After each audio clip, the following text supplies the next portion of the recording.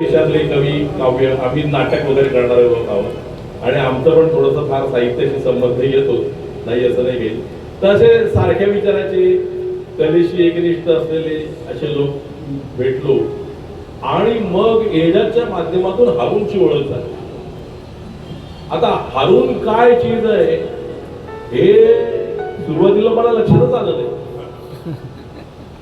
पण त्या माणसाकडे एवढा खजिना आहे, इतकी विद्वत्ता आहे, इतकं ज्ञान त्याने साठवून ठेवलेलं आहे, परिश्रम केले, कष्ट केले आहे आणि ते फक्त जो त्या धर्मात जिथे वावरतो त्याच धर्माचं नाहीये, तर भगवद्गीतेच्या संदर्भातले सगळे ज्ञान त्याला आहे. वेगवेगळे श्लोक तो म्हणू शकतो. पाश्चिमात्य बायबलमध्ये काय म्हटलंय, पुराणात काय म्हटलंय, वेदात काय म्हटलंय, सगळ्यांचा अभ्यास एवढा अभ्यास करणारा, एवढा अभ्यासू व्यक्तिमत्व हे आपल्या भुसावळला इथे शेजारी राहत असताना देखील आम्हाला माहित नव्हतं. आणि हे आम्हाला जोडलं कोणी, तर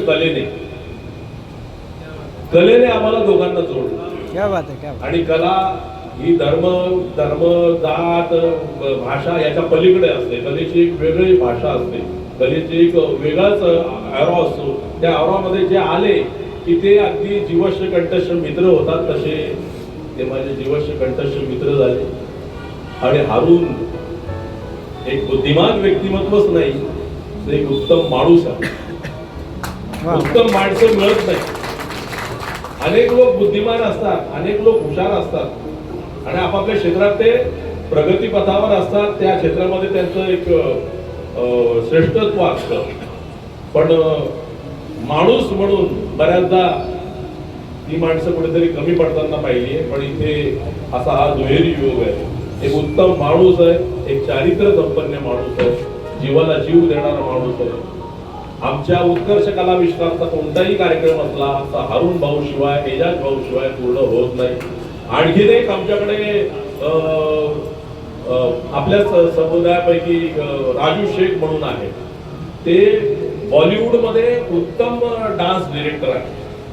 आता एक नवीन सिनेमा रिलीज झाला मनोज वाजपेयीचा, त्या झेंडे, मिस्टर झेंडे, इन्स्पेक्टर झेंडे नावाचा सिनेमा पॉप्युलर असेल.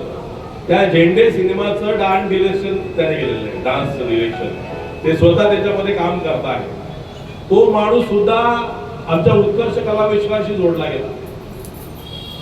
खरं म्हणजे एवढे चांगले कलाकार आहेत, उत्तम कलाकार आहेत, पण आपला त्यांच्याशी परिचय होत नाही, एक दुसऱ्यांशी भेटणं होत नाही, बोलणं होत नाही. पण योगायोग असा की विनोदमुळे या सगळ्यांची मैत्री झाली, भेटणं झालं, बोलणं झालं, एक दुसऱ्यांच्या कार्यक्रमात सहभागी होणं झालं आणि सगळा भेद मिटला.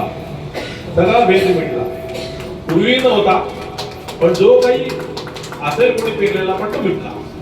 आणि हे सगळ्यात मोठं काम या कलेने केलं, या मुशायराने केलं. आम्ही देखील मराठी मुशायरा आयोजित केला नाहाटा कॉलेजमध्ये, उर्दू मुशायरा आयोजित केला नाहाटा कॉलेजमध्ये. हारून भाऊ, विजय भाऊ, राजू शेख हे तन मन धन अर्पण करून आमच्या नाटकाच्या ऍक्टिव्हिटीला मदत करतात. एक दुसऱ्यांना आम्ही सगळी मदत करत असतो आणि त्याचमुळे आज इथे हे प्रास्ताविक करताना मला खूप आनंद होतो की या कार्यक्रमात त्यांनी आम्हाला सहभागी करून घेतलं आणि या कार्यक्रमाचं थोडंसं श्रेय आम्हालाही मिळत आहे. एवढं बोलून मी माझं प्रास्ताविक संपवतो.